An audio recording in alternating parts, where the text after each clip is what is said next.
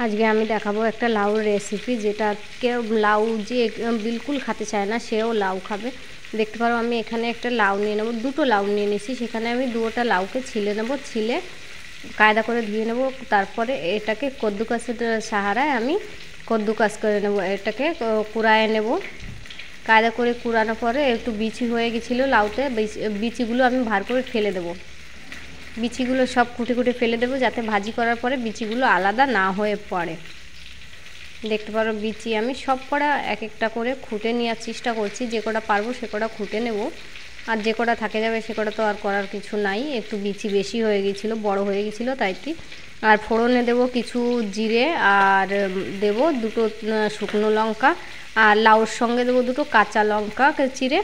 লাউতে একটু জল ভার হয়েছিল, সে জলটুকু ফেলে দেবো আমি। দেখতে পারো এখানে লাউ ছাড়িয়ে দিয়েছি। লাউ ছাড়ার পর আমি এতে দিয়ে দেবো একটু লবণ আর একটু হলুদ, যেটুক চাই সেটুক দেবো, যে পরিমাণ চাই সেইটুকুই দেবো।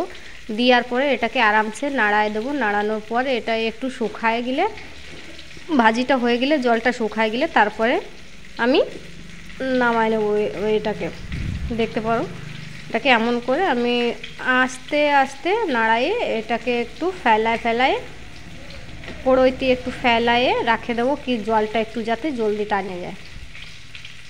হলদিটা মেলানোর জন্য আমি একটু ধীরে ধীরে মেলানোর চেষ্টা করছিলাম। আর এখানে দেখতে পারো আমি নাড়ানোর পর এটা খুন্তি দিয়ে কায়দা করে নাড়াই দিলাম। আর একটু